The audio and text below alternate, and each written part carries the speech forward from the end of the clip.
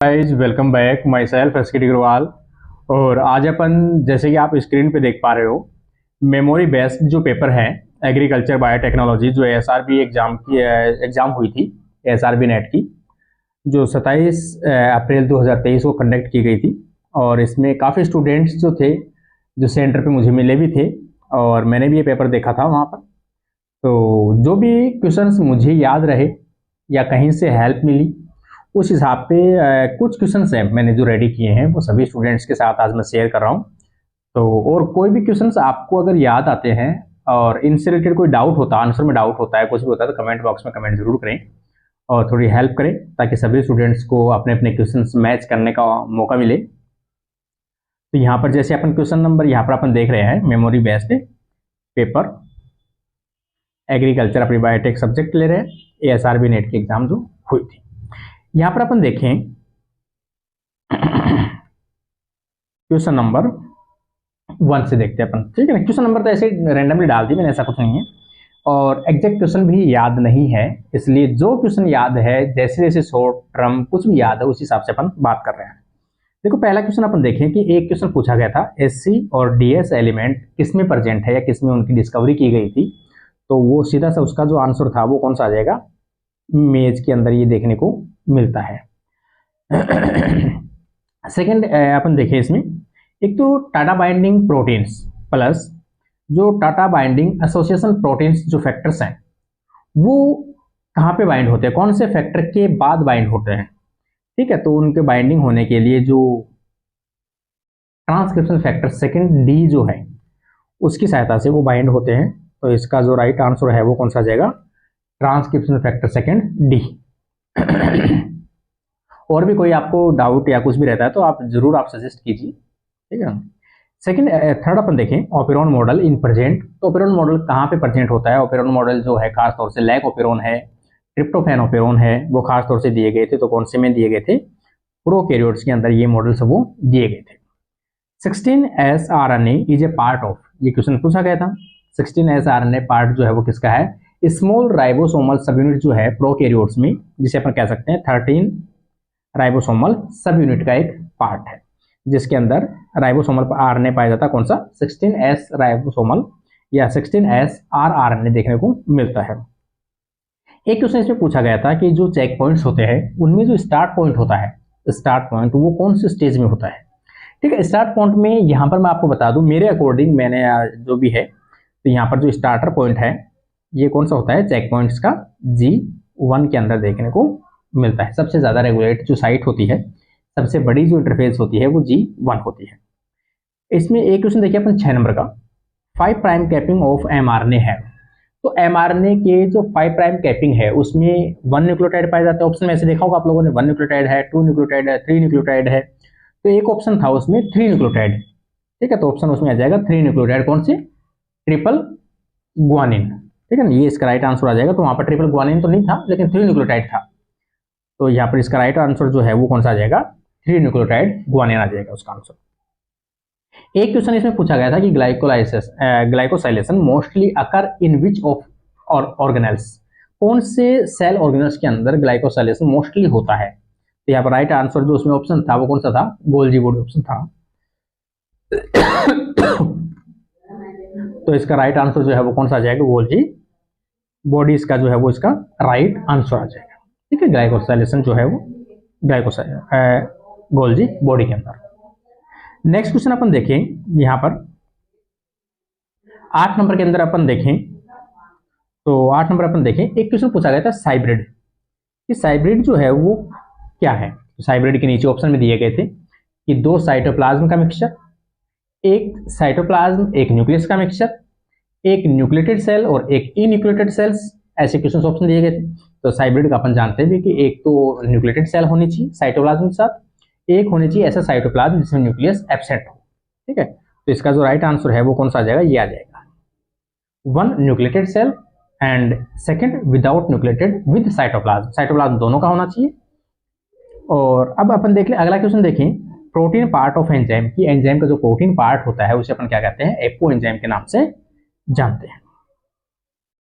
तो apo enzyme जो है वो क्या है, प्रोटीन का पार्ट होता है। और प्रोटीन के अलावा जो दूसरे पार्ट्स होते हैं वो कौन से आते हैं, कोफैक्टर्स होते हैं।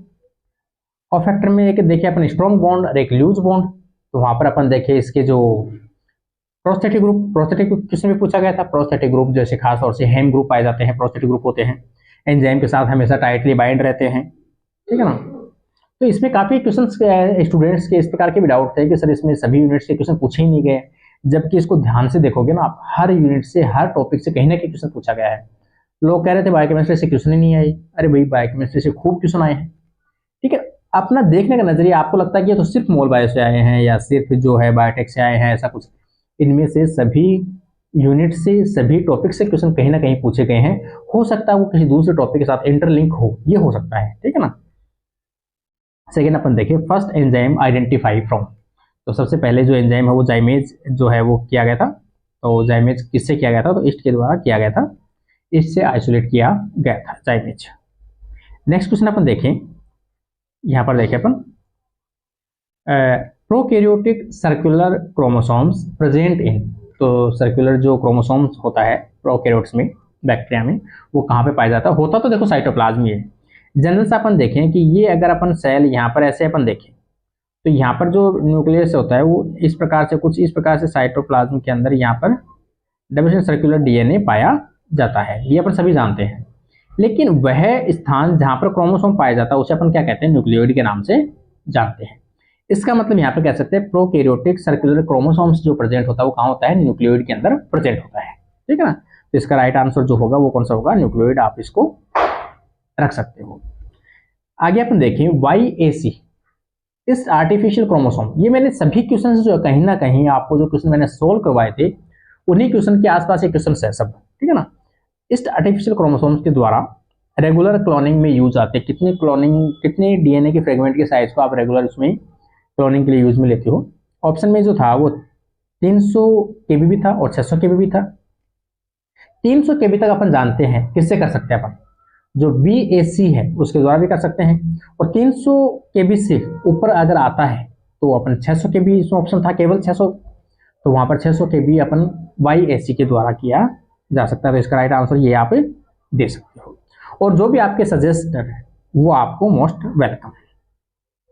आगे अपन देखें क्वेश्चन नंबर 13, इसमें देखो अल्टरनेट स्प्लाइसिंग प्रोड्यूस, अल्टरनेट जो स्प्लाइसिंग होती है उनके द्वारा क्या होते हैं, आइसोफॉर्म्स जो आरएनए बनते हैं, आइसोफॉर्म्स जो प्रोटीन्स बनती है उनका फॉर्मेशन किया जाता है।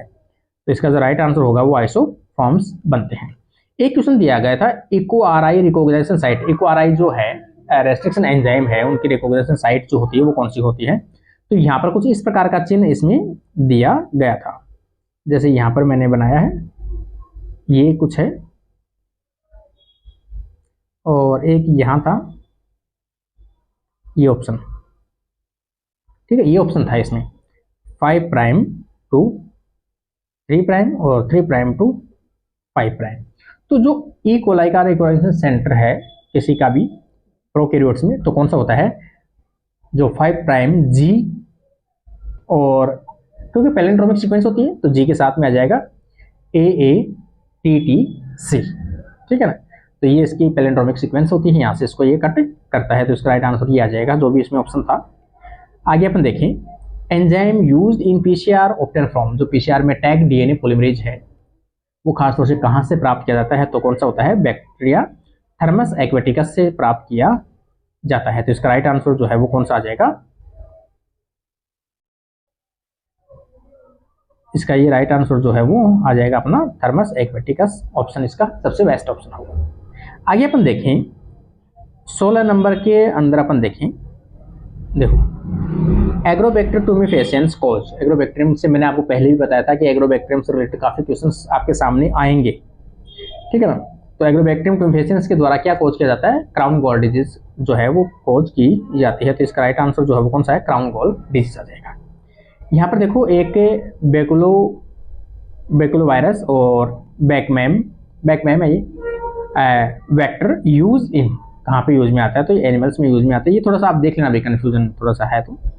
और 2D gel electrophoresis example, 2D के जो एग्जाम्पल है जेल इलेक्ट्रोफोरेसिस के वो कौन से एग्जाम्पल है, तो यहाँ पर जो है आइसोइलेक्ट्रिक फॉक्सिंग और पैज इलेक्ट्रोफोरेसिस, तो ये पैज आ जाएगा। ये इसका राइट आंसर डी ऑप्शन था शायद इसका। एक अपन देखें कि जो प्रमोटर है टाटा बाइंडिंग साइट, तो टाटा की जो प्रमोटर की टाटा बाइंडिंग जो साइट होती है उसकी लेंथ कितनी होती है, तो अप्रोक्स जो होती है वो 25 बेस पेयर के आसपास इसकी होती है। तो यहाँ पर आपको 25 ऑप्शन करना था, 25 बेस पेयर। ठीक है, तो ये इसका राइट आंसर होगा 25 बेस पेयर। नेक्स्ट क्वेश्चन अपन देखें, यहाँ पर अपन देखें अगला, देखो आप, ठीक है ना। देखो ये मेमोरी बेस्ड क्वेश्चन है, एग्जैक्ट ऑप्शन याद नहीं रहते हैं, लेकिन फिर भी कोशिश की, जितनी हुई उतनी कोशिश मैंने की है आप लोगों के लिए। Genetic code given by, genetic code किसके द्वारा दिया गया था, तो ये फ्रेंसिक जो क्रिक है उनके द्वारा ये जेनेटिक कोड है वो दिए गए थे। Polar transport of oxygen, oxygen का जो पोलर ट्रांसपोर्ट है वो किसके द्वारा किया जाता है, तो ये PIN1 था, ऐसा कुछ ऑप्शन था, इन्फ्लुएंस वाला था, PIN ऐसा कुछ था, तो वो आपको इसको देख लेना थोड़ा सा। DNA fragment joined by, DNA को फ्रेगमेंट को जोड़ने के लिए डीएनए लाइगेज यूज में लिया जाता है। एक क्वेश्चन और भी था कि कोई भी दो मॉलिक्यूल्स है, carbon carbon, carbon sulphur, carbon nitrogen, ऐसे कुछ था, उनके बीच में जो एटीपी की सहायता से यूज ऑफ एटीपी, एटीपी को यूज में लेते हुए उनके बीच में बॉन्डिंग जोड़ता है, तो उसका जो ऑप्शन ऐसा कुछ था उसका, तो वो भी कौन सा आ जाएगा, डीएनए लाइगेज उसका राइट आंसर आ जाएगा। ठीक है ना, वो भी डीएनए लाइगेज ही आएगा। तो यहाँ पर DNA fragment joined by ligase.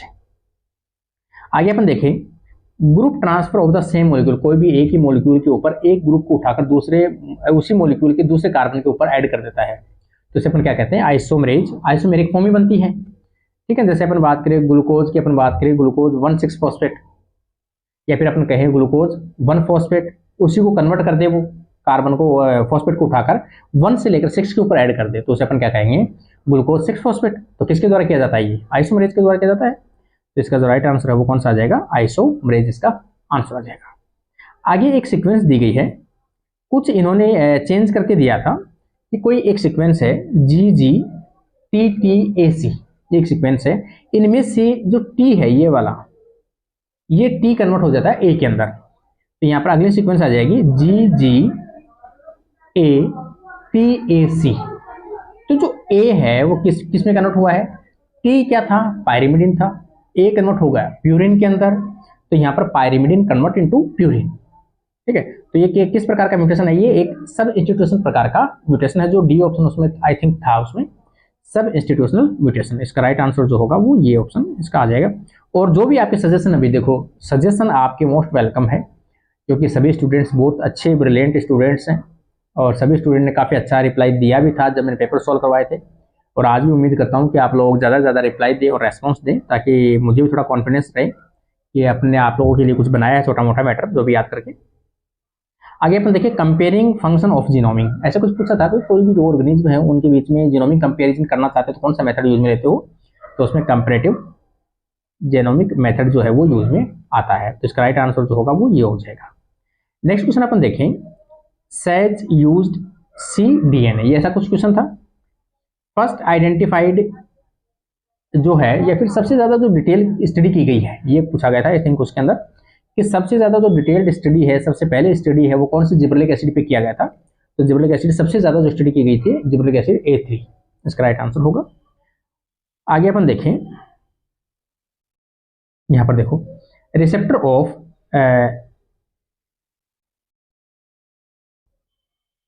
ये जास्मोनेज है, ठीक है ना, जास्मोनिक एसिड है, रिसेप्टर ऑफ जास्मोनेट है ये, ठीक है ना, थोड़ा सा मिस प्रिंटिंग है, जास्मोनेट है, तो जास्मोनेट का जो ऑप्शन है वो क्या राइट होगा, COI-1, ये इसका रिसेप्टर है। आगे अपन देखिए, प्रोस्टेटिक ग्रुप जो है वो कौन सा हो सकता है, प्रोस्टेटिक ग्रुप जो है वो टाइट बाइंड करके रखते हो, एंजाइम की प्रोसेस, एंजाइम के बाद में भी उसके साथ में रहते हो, लाइक एज द आयरन है, कुछ जो भी एंजाइम्स है जिनमें हेम ग्रुप पाया जाता है, वो हेम ग्रुप के अंदर आयरन पाया जाता है, वह प्रोस्टेटिक ग्रुप होता है। ठीक है ना, ये कुछ क्वेश्चंस पूछे गए थे। आगे अपन देखें, गोल्डन मस्टर्ड, ये थोड़ा मिस प्रिंटिंग है, गोल्डन मस्टर्ड है, गोल्डन मस्टर्ड जो है प्रोड्यूस किया गया था रिच सोर्स ऑफ, किसका ज्यादा उसमें सोर्सेस पाया जाता, तो ऑयल कंटेंट जो है उसको इंप्रूव करने के लिए इस वेराइटी को डेवलप किया गया था। तो गोल्डन राइस जो है, या मतलब गोल्डन मस्टर्ड जो है वो ऑयल कंटेंट इंप्रूव करता है, डी ऑप्शन इसका राइट आंसर था। गोल्डन राइस के बारे में पूछा गया था कि गोल्डन राइस जो है वो कौन सी कंपनी इसको प्रोड्यूस कर रही है, तो वो मैंने बाद में आगे क्वेश्चन डाल दिया था हालांकि, तो आगे अपन देख लेंगे। गोल्डन राइस का एक और भी आया था कि डेवलप किसके द्वारा किया गया था, ये भी कुछ क्वेश्चन था, आई थिंक ऐसा कुछ था, ठीक है ना। आगे अपन देखें कि net production of energy from glycolysis. एक क्वेश्चन पूछा था कि ग्लाइकोलाइसिस में नेट एनर्जी प्रोडक्शन कितना किया गया है, ये कितना होता है। तो नेट प्रोडक्शन में देखो 2 तो एटीपी आपको लिखने हैं, क्योंकि 4 एटीपी है तो 2 यूज में आ जाती है, इसलिए 2 नेट एटीपी आएगा, प्लस क्योंकि एनर्जी पूछा था यहाँ पर, डायरेक्ट एटीपी नहीं पूछा इसने, एनर्जी पूछा था। ये टर्म भैया आप लोग ध्यान से देख रहे हो, उसमें केवल एनर्जी टर्म आया था, ना कि एटीपी, ये टर्म आया था उसमें। तो एनर्जी के रूप में 2 एटीपी प्लस 2 एनएडीपी, 2 एनएडीएच चाहिए ना, 2 एनएडीएच चाहिए, तो यहाँ पर 2 एनएडीएच बनते हैं। तो इसका राइट आंसर जो होगा वो ये ऑप्शन इसका राइट आंसर होगा। नेक्स्ट अपन देखें इन ऑपेरॉन रिप्रेसर बाइंड टू, कि ऑपेरॉन जो मॉडल है प्रोकैरियोट्स में, इनमें जो रिप्रेसर होता है वो कहाँ पे जाके बाइंड होता है। तो रिप्रेसर कहाँ पे जाके बाइंड होता है, ऑपरेटर पर बाइंड होता है, ये अपन सभी जानते हैं अपन, ठीक है ना। प्रमोटर के आगे क्या होता है, ऑपरेटर होता है, ऑपरेटर के ऊपर जाकर रिप्रेसर अपना बाइंड होता है। एक क्वेश्चन पूछा गया था कि कॉर्क जो होता है, जो कोई भी प्लांट होता है उनकी जो छाल होती है, कॉर्क होता है, कॉर्क होता है वो वाटर के लिए इम्प्रीमेबल होता है, क्या कारण है। तो उसमें पूछा था कि क्या कारण है कि कॉर्क जो होता है वाटर के प्रति इम्प्रीमेबल होता है। तो उसका कारण था सुबेरिन का डिपोजिशन। उसमें क्या पाया जाता है, सुबेरिन पाया जाता है। सुबेरिन जो वैक्स लाइक पदार्थ है, वो कार्बोहाइड्रेट का डिपोजिशन उसमें देखने को मिलता है, सुबेरिन। तो उसका राइट आंसर जो था वो सुबेरिन करना था। एक इन्होंने पूछा, अगला क्वेश्चन देखो आप, एक क्वेश्चन पूछा था माइक्रोस्पोर मदर सेल, ठीक है ना, MMC है ये, माइक्रोस्पोर मदर सेल। एक 2n माइक्रोस्पोर मदर सेल है, ठीक है। माइक्रोस्पोर मदर कैसी है, 2n है, इसमें डिवीजन हुआ, डिवीजन होने के बाद में जो सेल बनी, एक तो डायड बनी, मतलब 2 सेल, और फिर बनी इससे 4 सेल। तो इन्होंने पूछा कि जो 2 सेल है उनमें गुणसूत्रों की संख्या कैसी है, और जो 4 सेल बने, टेट्राड बने, उनमें गुणसूत्रों की संख्या कैसी है। इनमें तो रहेगा 2n और इनमें रहेगा 1n, ठीक है ना। तो यहाँ पर 2 और यहाँ पर 1 आएगा। इसका मैंने आंसर दिया भी है यहाँ पर, डायड और टेट्राड सेल, तो इसमें से 2 और अगले में n रहेगा, 1n हो जाएगा। तो इसका राइट, क्योंकि जो गैमेट्स बनते हैं वो कैसे होते हैं, हैप्लॉइड्स होते हैं। तो इसका राइट आंसर आ जाएगा 2 and 1n। अगला क्वेश्चन अपन देखें यहाँ पर, लैक ओपेरॉन प्रोड्यूस। लैक जो ओपेरॉन मॉडल है या लैक ओपेरॉन जो जीन है वो क्या प्रोड्यूस करता है, तो बीटा गैल्क्टोसाइडेज एंजाइम है, वो उसके द्वारा प्रोड्यूस किया जाता है। तो इसका जो राइट आंसर है वो कौन सा आ जाएगा, ये इसका राइट आंसर आ जाएगा बीटा गैल्क्टोसाइडेज। आगे देखो, एफ प्लाज्मिड जो होता है वो कॉन्जुगेशन के द्वारा एक बैक्टीरिया से F+ से F- के अंदर ट्रांसफर किया जाता है। अपन जानते हैं कि कोई भी जो सेल होती है बैक्टीरिया की, वो कुछ इस प्रकार से कनेक्ट रहती है, इस प्रकार से, और यहां पर ट्रांसफर करती है प्लाज्मिड को। ट्रांसफर करने के लिए जो जीन रेस्पॉन्सिबल होता है उसे क्या बोलते हैं, ट्रांसफर का नाम से यहाँ पर ट्राजीन जो है वो ऑप्शन में था, तो ट्राजीन इसका राइट आंसर होगा, ट्राजीन जो है वो रिस्पॉन्सिबल होता है। आगे अपन देखें question number, enzyme name given by, तो यहाँ पर विलियम कोहने, ठीक है ना, विलियम कोहने ने इनका जो नाम है वो एंजाइम का दिया गया था। इसका राइट आंसर आ जाएगा ये ऑप्शन। आगे अपन देखें, before splicing mRNA code. Splicing से पहले जो mRNA है उसे अपन क्या बोलते हैं, हेट्रोजीनियस RNA बोलते हैं। हेट्रोजीनियस RNA का मतलब उसमें इंट्रॉन भी पाए जाते हैं और एक्सॉन भी पाए जाते हैं, इसलिए अपन उसे HNRNA के नाम से जानते हैं, HNRNA के नाम से जानते हैं। तो इसका राइट आंसर ये होगा।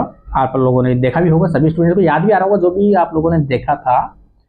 तो मेरे साथ काफ़ी स्टूडेंट्स थे, उन्होंने सबने देखा है, वो तो सीधी सी बात है, ठीक है ना।